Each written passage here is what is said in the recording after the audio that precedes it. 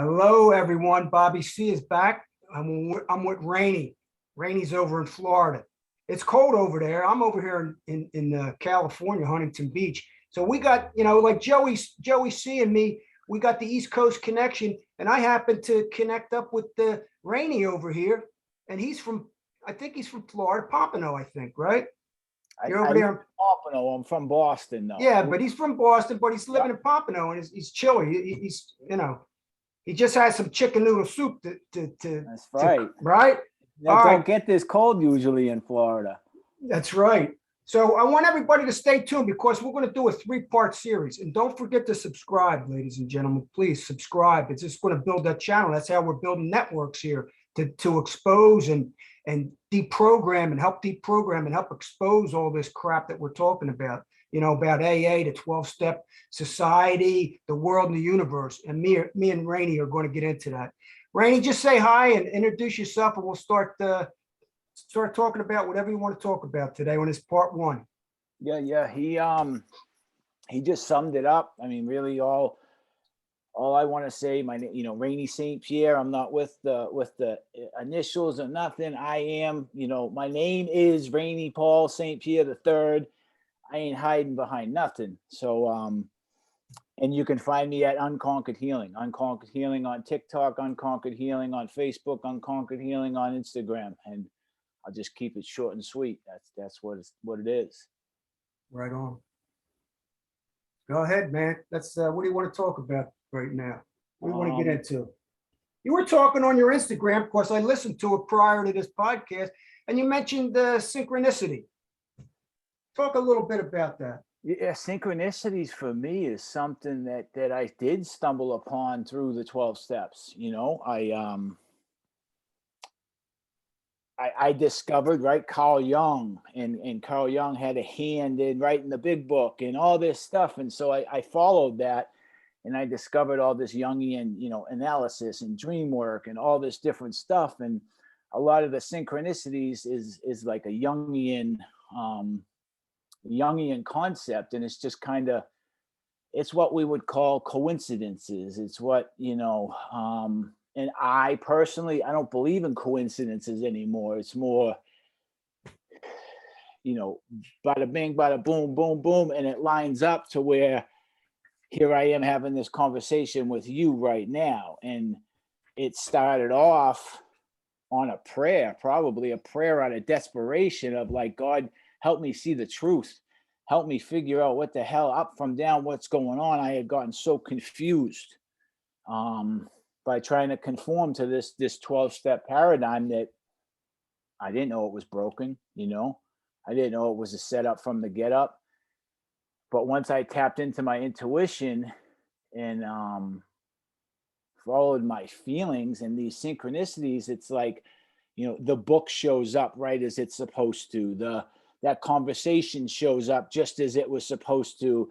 I watched this YouTube video that, like, I think back, like I can put my life together perfectly in the rearview mirror, like that. I watched that Monica Richardson, the 13th step, as I was running a sober house, like, and then like it just they all start to line up with just right time, right place.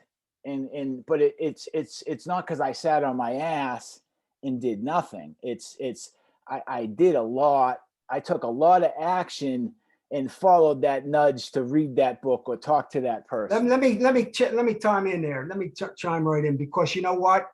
That's it. The last thing you just said, I believe in, because that's why I'm saying we create our own programs. It's us. It comes from us. This is what I think about this synchronicity. Okay. Wherever the attention goes, the energy flows. Okay. So I put my attention into doing podcasts, seeking out other like-minded, common interest people. And it happens, but it's like the universe and myself become one almost. And And it's like, it flows. You know, I take the credit. I'm the responsibility, but I believe in some type of other universal code too, also, you know. And I think you mentioned on the IG that, you know, it's about energy. It's about vibration. You know, it's about all those things. So I'm taking credit. I seek you, you seek me, we come together. I think you mentioned on the IG, which is kind of weird. It's kind of crazy because I was writing it down this here before you said it. It's crazy, right? I was writing it down before you said it. You said somebody told you about, like, when you go to a Ford dealership, right? And I'm looking at Fords. I'm looking at a special type of Ford. And then I go home. And that's all I start seeing is these Fords, these special Fords. And I notice it, you know, like I bought a Honda Civic. After I came out from the Honda ship deal, all I started to see was Honda Civics, you know. Yep. So you mentioned that, and I was writing it down prior. It's like, wow, this is crazy. I mean, we're on the same page with so many different things. This is going to be interesting. I didn't want to cut you off now, Rene. Go ahead, continue. No, that's energy. And that's the way this whole universe works. It's like, so it's the whole, what you resist persists. So if I'm counting days and so consumed with being sober from a substance, my energy and my everything is still going into that substance.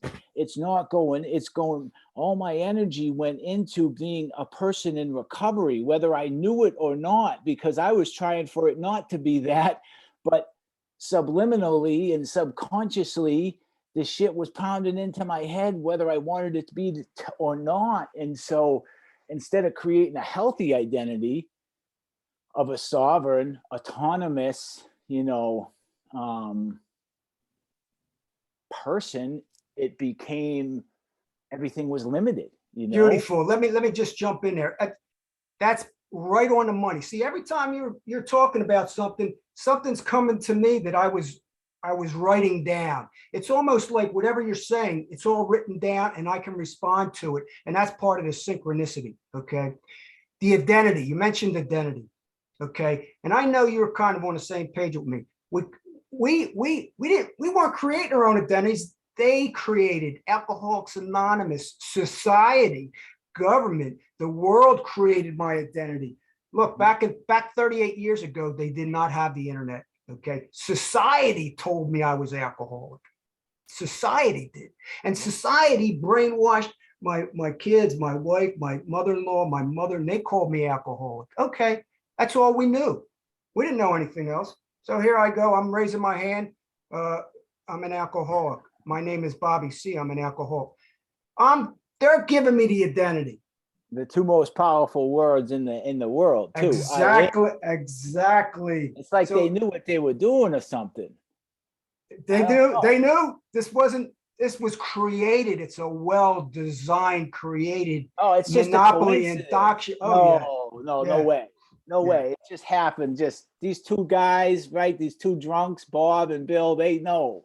Yeah. The fairy tale. They created it. Yeah. They knew. They didn't know before then, though. They didn't know much of anything else before because Bill was a stockbroker. They didn't know back then when, when Rockefeller met him in 1938, Frank Amos, Rockefeller's advisor, comes in and did the Amos report for 50 alcoholics, 50 alcoholics, men and women. They did this report, Frank Amos report. Look it up. That's Rockefeller sent him over there to do that report. It was planned way before, because way before then, Rockefeller was taking over the pharmaceutical industry from Germany. This thing, you know, go on the podcast and follow the money and connect the dots, and you can see exactly where the money trail goes. Bill and Bob were puppets. Just like anything else, they were puppets on a string. They were used as little scapegoat puppets to be the leaders of this cult. Yeah, go ahead, Rene. Yeah. I don't know. Where were we? Synchronicities. We were in identity, really. Identity. I mean, I had changed my identity, I thought, into a healthy identity of being a person in recovery. Now, at the same time as this, I discovered the big book, right? I was a big book thumper. I discovered the big book in 2005. That was my first introduction. It shocked my world.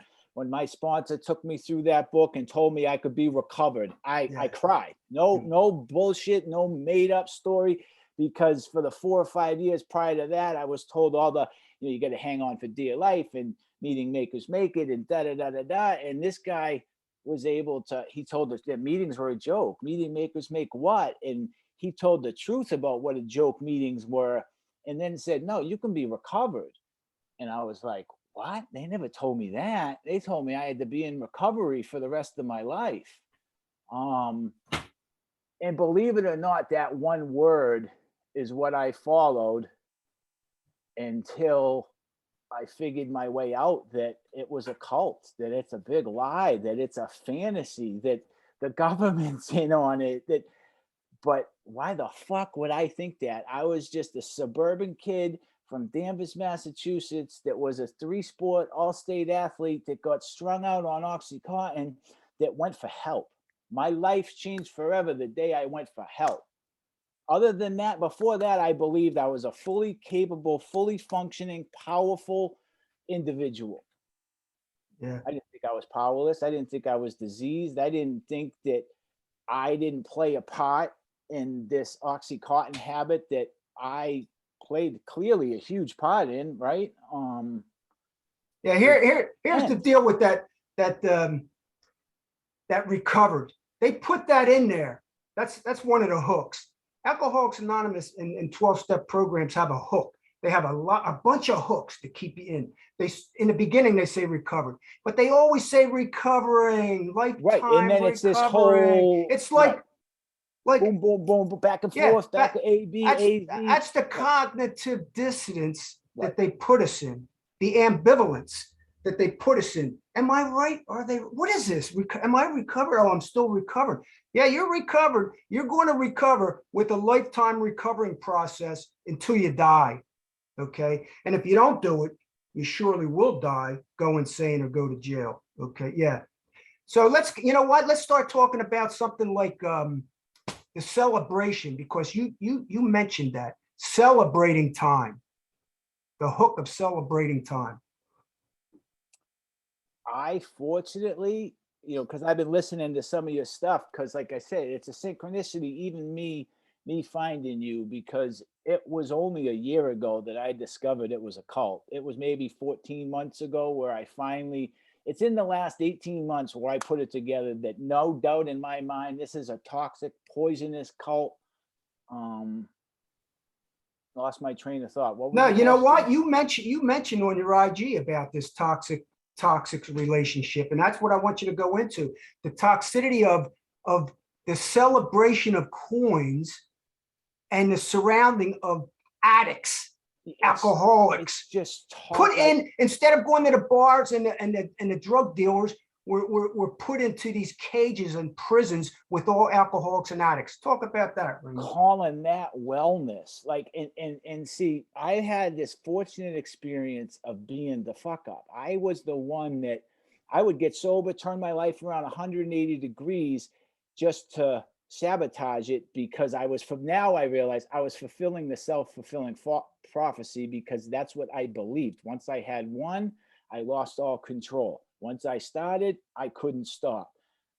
So I made that happen. I would get years sober, years abstinent, years. I lost 130 pounds, became a yoga teacher, went back and got my psychology degree, only to go on, I think, an 8-year run that was like the worst of the worst. It's like, I don't even know how to articulate it. I couldn't get sober enough to move on with my life. And so I had a bunch of buddies that have been sober for like 15 or 20 years that I got sober with, and I was in and out, in and out, in and out. And so when I was 26 and being in one of these recovery communities, I was 26. Being in these recovery communities at 42, a full-grown adult that's made and lost millions of dollars, that's, Made and lost hundreds of pounds a couple of times, completely changed my life, went back to school, was a street dude, became a member of society, had a healthy, great relationship with the woman of my dreams. Like, I never had a problem managing money. I was never a liar. So all that bullshit of when's an addict lying is lit. I was never, dude, my word is my bond, even when I was strung out. Like that's just it. I have a reputation that I stand on now. Even when I was a junkie, like when I did business right. I didn't pull no fuck shit. And you blame a disease and an addiction for you being a piece of shit scumbag that can't operate with morals and ethics and principles. So you blame it on your addiction. No, dude, you're a dirtbag. And these recovery communities uplift that. That is the gold standard. The gold standard is the whole tough guy. I know this whole group of people, like they got sober in their 20s and their whole thing is the whole gangster tough guy recovery image. Like it's a whole identity that they're selling, So we're talking about for people that know that, we're talking to people that aren't strangers of this stuff. War stories. We go in there and they say experience, strength, and hope. You go in there and they'll talk a half an hour to war stories. And you know what? The craziest thing in this recovery industry, which is a multi-billion-dollar recovery industry. Probably trillion. Okay, right? Trillion. You know what? You're right. Probably trillion. You're right. I'm glad you corrected me because that's probably. Here we go. They're creating this atmosphere where the one that has the worst war story, the worst piece of war story in 10 prisons, 50 rehabs, killed themselves 3 times and lived, all this shit. The worst story is the one that everybody looks up to the most, talk about the toxic. Okay. And then the other thing is, once an alcoholic, always an alcoholic. Once an addict, always an addict. Once an alcoholic, what a bunch of bullshit, with these labels and these identities. Go ahead, Rene. Yeah. Oh, I was just going to say something and I forgot. I know what it was. So I come from the suburbs, Volvo in the driveway, in a swimming pool in the backyard. My dad coached all my teams, 2-parent family home. And I had 2 dreams, right? I wanted to play professional ball or I wanted to be a gangster. The dream of playing professional ball died and I turned to the streets, right? And I got my ass chewed out, but I was pretty successful at the same time, right? I have no record. I walked away from it.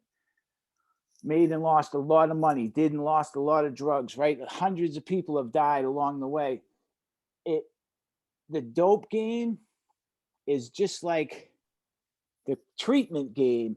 The biggest piece of shit wins.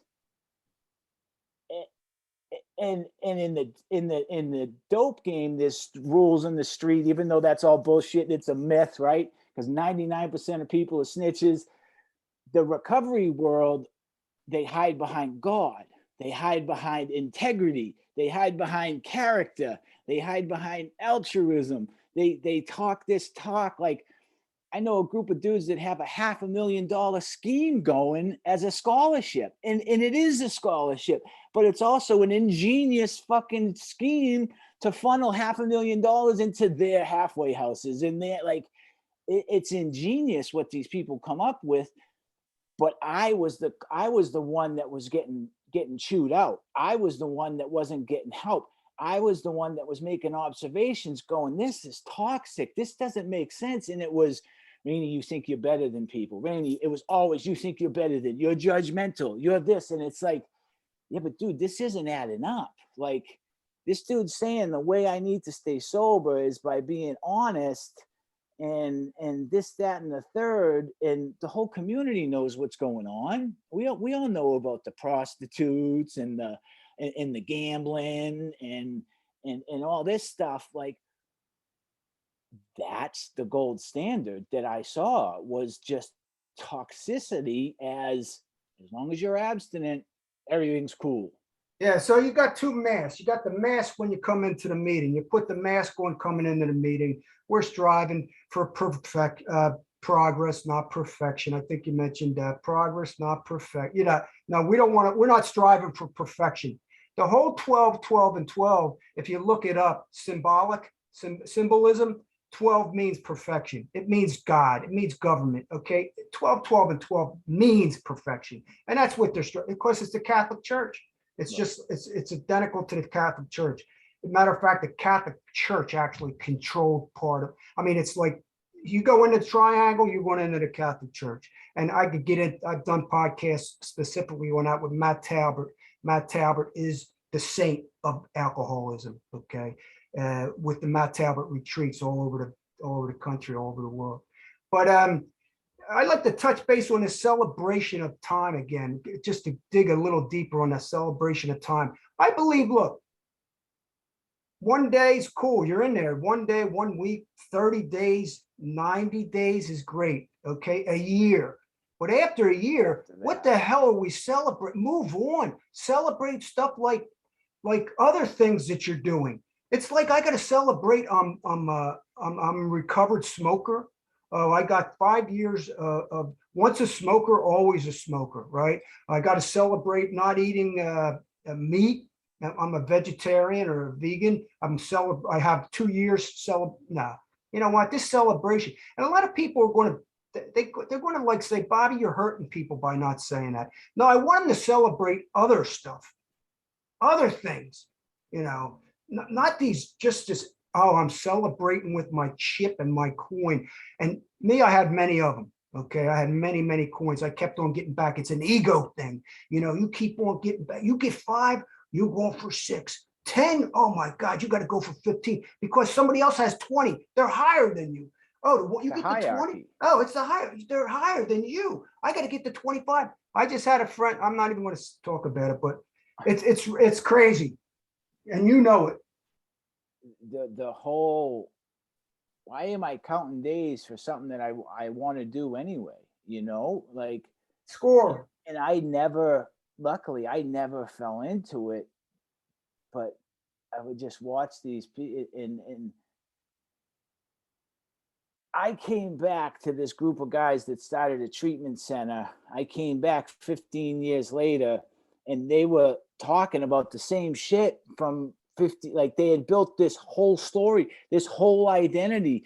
This one kid I know started a treatment, like he got sober because of some shit that went on between him and I, and his whole identity is based off of that. His whole story is about, and it's just like, dude, you're living in 15 years ago. Like,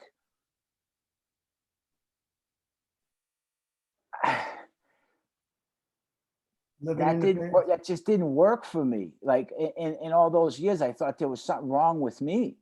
Like I never wanted to, it just going up there and telling I don't know, it didn't work for me, and it seemed to work for other people. And so that I thought there was something wrong with me. Everything came back to, I thought there was something wrong with me, and all I wanted to do was move on with my life, but I didn't know how to articulate that, and then they told me that I couldn't move on with my life.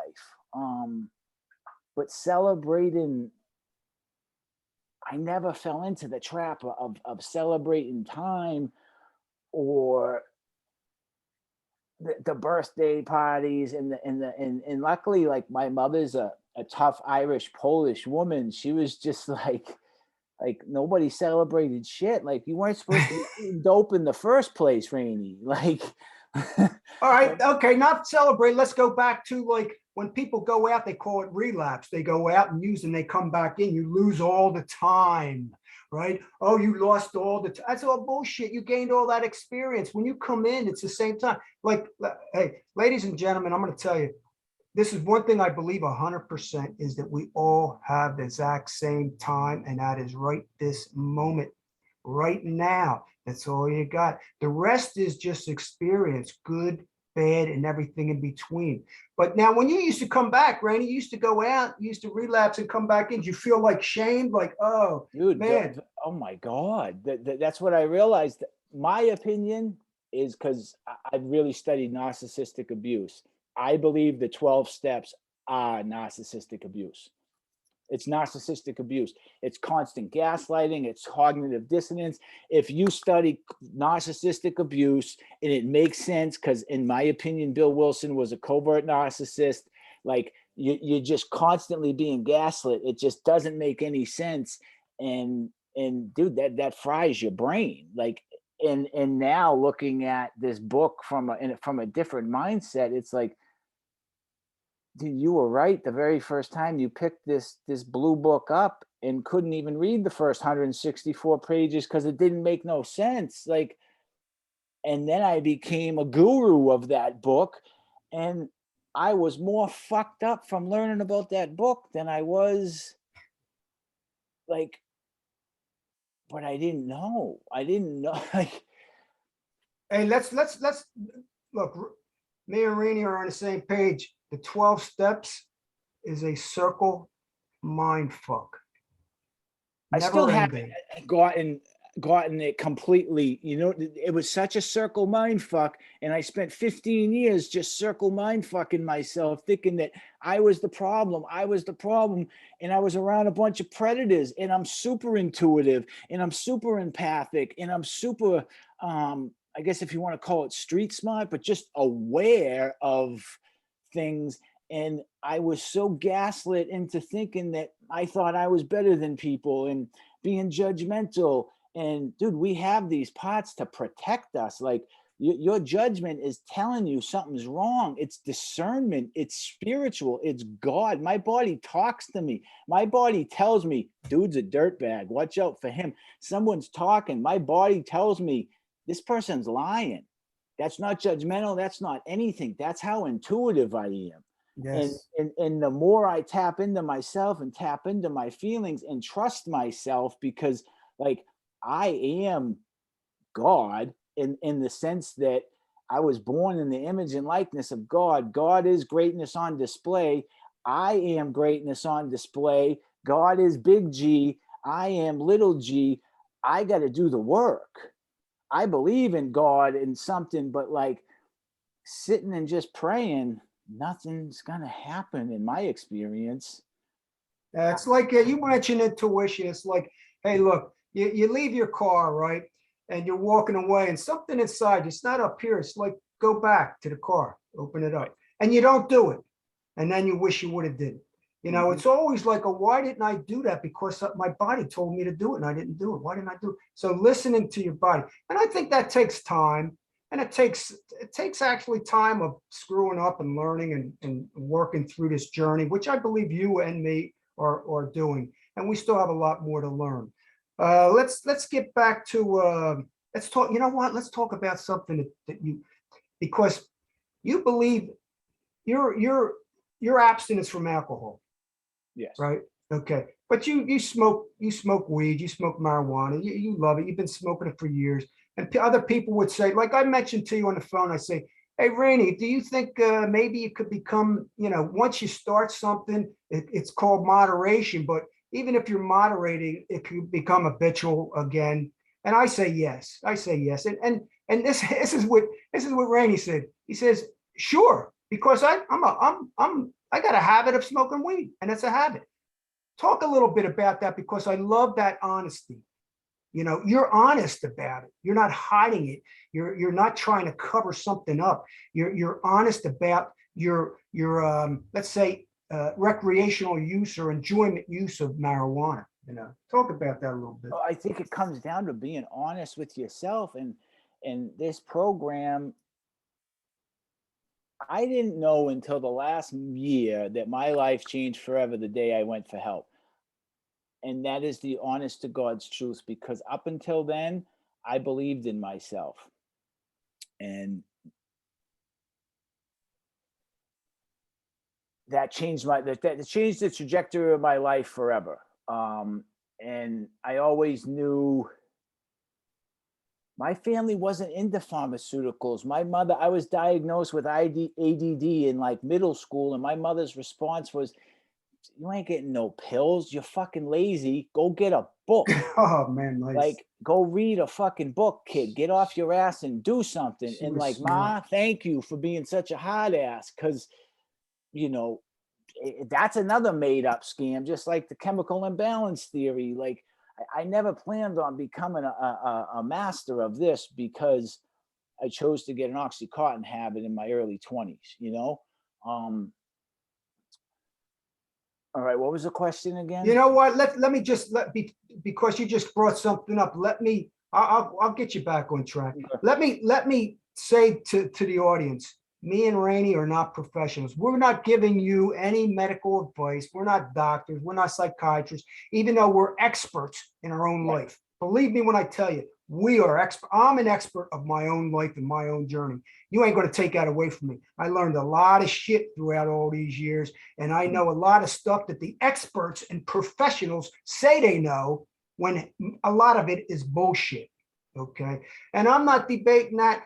You do what you do. I'm not telling you not to listen to your doctors or lawyers or judges or whatever. I'm not telling you to do any of that. Neither is Rene. So let's make that clear. And I don't endorse any modality, model, program. I'm not endorsing anything. You know, I'm not endorsing any nonprofits, any books, any of that crap. You decide for yourself where you want to go. You know, I'm not telling you where to go because I got no skin in the game. See, I got no skin in the game. I'm not making any money off of this shit right now. Okay. I'm not like making money off of this program and that program, and I'm not pushing this and that. And I'm not believing all the doctors. Believe me, I'm not believing all the psychiatrists and all the doctors and all the professionals, because what I found out is they're indoctrinated too. They're brainwashed also. They went to these colleges that Rockefeller set up hundreds, you know, like years and years ago, because he hijacked the holistic medicine and he started the modern medicine and all these pharmaceutical industries and all that. I'm not buying the scientists and none of that crap. Okay. I'm doing my own research, but I'll tell you what, I do believe in science. I do believe in professionals, some doctors, some psychiatrists and stuff like that. I believe in that, but I'm very particular. Watch out, ladies and gentlemen, who in the hell you go to, because you discern yourself. You gotta check it out for yourself. And sometimes me and Rene will sound like we're controversial and we're talking about some things that go against the stream. And guess what? We are, you know, because that's our responsibility, to share stuff that we found out through all these years, you know, to pass it on to you. You might say, well, what do you guys know? You know, you're sitting in your little friggin' office, or your little house, or your shit. You know, you ain't making no money. You ain't riding a big Rolls Royce. You don't have all this bank accounts and all that shit. But let me tell you something. It's not all about money. You know, wisdom is not about money. Listen, I could open a treatment center and make millions of dollars. I walked away from all that because I chose to I care where my money. I was a dope dealer for 15 years of my life. There's something attached spiritually to the way you make your money. I've experienced it, because the next thing I know, at 35, I found myself facing life in prison for a crime I didn't commit. Karma's a bitch. And all that money went out the door. Whoosh, gone. So made lots of money, but I lost it all too, right? Covered in track marks and stretch marks. Got a whole bunch of stories to tell, but it's all bullshit, man. Look, we're over here trying to uncover, recover, and discover the truth about AA, 12 steps, ourselves, society, the world, and the universe. That's what we're doing. We're not stopping at celebrating. You think you're going to call me an alcoholic anymore? Bullshit. I ain't calling myself that. I don't even buy none of that stuff. The disease concept, the made up disease concept that's over 230 years old, believe it or not. Rene, here's something here. So you're over there smoking a doobie on the IG, right? You're smoking a little doobie, enjoying yourself, just talking like we're talking now, talking like you would talk anywhere. Here's what I'm getting at. People would say, oh, he's under the influence. Let's talk about that. Under the influence. What the hell does that even mean? Under the influence of my wife, under the influence of AA, under the influence of church, under the influence of alcohol, the government. How about under the influence of politics or the government? Huh? Who are you under the influence of? All right. So you're going to judge somebody. Decisions. You know what I'm saying? Really? So they're going to judge somebody that chooses and is honest about recreational whatever, you know, label them under the influence, you know. But yet so this is what I mean by having this 22-year experience and all my friends opening treatment centers and sober houses and all this stuff. I have this 20-year thing of seeing how it started and what it became, and all the behavioral addictions that they all got these behavioral addictions but stayed sober. And just the way, the whole field has changed. Like this, people forget that this fentanyl crisis was created by the pharmaceutical industry. Like, I don't believe I would have been a heroin addict had I not fallen for the scam that I believed, whoa, this drug's got to be safe. It was made in Stamford, Connecticut by Purdue Pharma. I personally believe that. All my friends were doing ecstasy at the time. And how can this harm me? And the drug didn't harm me because the drug's actually harmless. It's nothing. It's just an inert substance. But my habitual use of it created a shitstorm in my life. And to then tell me that I have no skin in the game when I go for treatment, that I have it just didn't make sense to me that I didn't play a part in the this thing that I scam. created. You know what I mean? Like, Yeah, you didn't play a part in the scam. Look, ladies and gentlemen, don't forget to subscribe and check out Unconquered Healing over at IG and Twitter. What is it? Twitter, TikTok? What are you on? TikTok, IG, Facebook. Yeah. Listen, ladies and gentlemen, the alcohol, pharmaceutical, and tobacco industry wants you hooked. That's their game. If you don't know it, they don't want a cure for anything. They want you to keep on coming back. And that's the same with a lot of these programs. So be careful of them. I buy into a lot of it. Okay, I buy into a lot of it if it's helpful. But if they're starting to push their programs and their institutes and their society, they're pushing it because they got money attached to it. And they're not telling you everything about the people, because doctors and psychiatrists and these fancy clinics, these rehab clinics are saying, and I believe in medical assisted treatment, but be careful of it because they're not giving you all the statistics because they're not telling you about how hard it is to get off. They're not telling you, they're not telling you about the people that don't come back. And here's the trick. Here's the trick, ladies and gentlemen. It's up to you. Who's going to do the follow-up? The person has to come back and do the follow-up, right? So they're not evaluating that person because that person leaves. They got their prescription and they left. But the ones that are doing everything right and on the ball and weaning off and tapering and whatever, because some people have to stay on it. They're comparing some of these drugs like insulin. You need your insulin for the rest of your life. It's fucking bullshit. And I'm gonna say it. That's Rene's opinion, and that's good because he's entitled to his opinion. It's my experience as well. That's his experience. Methadone and buprenorphine. Tell us about it. They're both fucking liquid handcuffs. They're both the trap. Without them, this is just it. What you're saying is so accurate. I don't even know if you know. There's no exit strategy. They want to get you on it. Go to the methadone clinic right now and see if they have an exit strategy. There's no fucking exit strategy. That's why I'm an expert. That's why I am the expert. I had to come off 300 milligrams of methadone because nobody had a fucking exit strategy.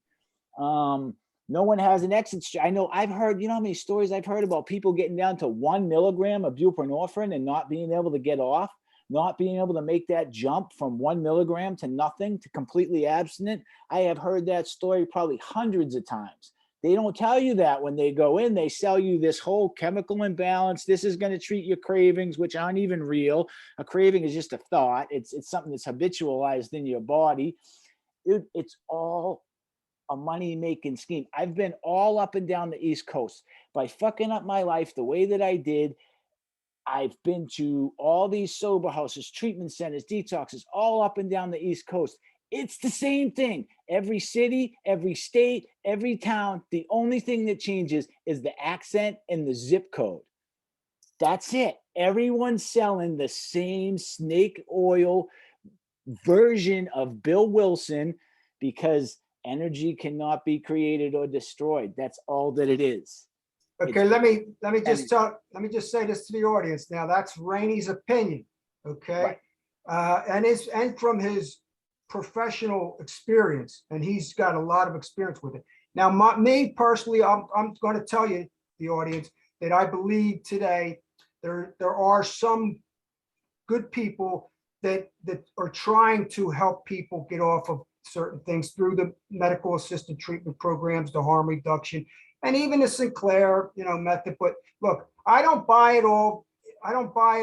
So don't really check into it for yourselves. Okay. Me personally, I believe there's really some good into it. Okay. Absolutely. But if there's danger to it too. Okay. Because they always have an answer for something. Like if I said, well, it's a drug replacing a drug, they'll say, oh, don't say that. That's just like if you had to take it. My grandson is a type 1 insulin. I know he has to take the shit. Okay. Because I seen him as a little baby and watched him. Okay. I know what insulin. So don't be comparing the shit to insulin. Okay. So I know about cancer drugs and certain different types of blood pressure medicines. That's even another scientific thing, study. Some people believe in it, some people don't. Yeah. But all I'm saying is it's going to be up to you anyhow. No matter what, you're going to be the one that makes the decision. Do you want to stay on it for life? Okay, you do. That's your choice. You want to stay on it for 3 months or 4 months and wean yourself off, try to go with the doctors, but it's going to be your decision, okay? Because the doctor knows, here's the trick. The doctor knows it's got to come from you. See, it's not the doctor, it's you. So it's got to. They don't suffer the consequences. No. And they're not going to tell you all the other shit. So all I'm saying is check things out. Check out the pros and the cons about things before you say, this is it, because I'm not a fanatic in anything anymore. And I don't put down any other type of modalities, I'm not endorsing any either, Me, I'll tell you, for me, I'm going to be honest right up front for me, this is only for me. And I'm not advertising this and I'm not endorsing this for anybody. This is for me. I think abstinence is the easiest fucking way there is. Once you're there. I agree. Okay. Once you're there, it's the easiest way. Okay. And is it hard to do? No. It's if you want to do it. Okay. I do it not because I'm a cheap son of a bitch. Okay. I don't even want to buy weed. I'm cheap. I'm old. We don't have a lot of money. So I don't want to spend the money. It's really not about habitually. Well, I don't smoke anymore, but why start smoking? Maybe. Why start drinking again? Maybe. I don't know. Why start smoking some weed? Who knows? I don't really know what the future holds, but right now, that's the easiest, softer way for me. Okay. And that's not AA shit. That's just for me. All right. But I respect everybody else's way they do it. You know what I mean? As long as it don't affect me directly, because I don't like drama and I don't like all the consequences of people's behaviors, through use and shit, cause and effect. Because I know a lot about consequences of cause and effect, because we all control it. We all have the control over what we have the destiny. We're the cure, we're the solution, we're the way, we're the healers, we're the guru, and we're the Buddhists. So, Rene, talk a little bit, tell the audience what you want to say, and we're going to sign off, and I'm going to tell them what they're going to catch us next on part 2. Well, it's my brain goes in so many ways, but you were talking about me smoking the joint, and I'm trying to articulate 2 decades of experiences, and I've had so many, but it's like now with all these other meds, like let's take MAT off. I believe in MAT. I believe in harm reduction. Like I believe in whatever you got to do for you, because ultimately isn't that what it was supposed to be about? Who cares the way you go about it? I don't care if you're on Seroquel. I don't care if you're on Suboxone. I really don't. I don't care if you smoke weed, drink, whatever. Like, I just didn't want to wake up with an elephant on my chest wanting to kill myself every day. Like, that was the thing, is I fucking hated my life. I hated myself. What do I got to do? And I seen, like I said, all these different things. And what's the difference between, first of all, anyone who knows how bad of an opioid addict I was, if I'm just consuming cannabis, like harm reduction wise, like this kid is doing great. That's not what it was about. I had such a bad brain injury that I stumbled upon cannabis, and cannabis helped heal my brain injury. Like my brain was fried. It was gone. And I believe cannabis played a part in healing my brain. I do. But what's the difference between me smoking a bone and Seroquel? Seroquel fucks you up, or Neurontin, or all these other, you know, Wellbutrin. Like all these are worth money in jail for a reason, because you can crush up Wellbutrin and snort it. In the sober houses, there's people doing kratom. There's all these ways to get around the system to get high. It's like, dude, I just want, like I said, I wanted to not wake up and want to kill myself because I had bought into this lie that I was powerless.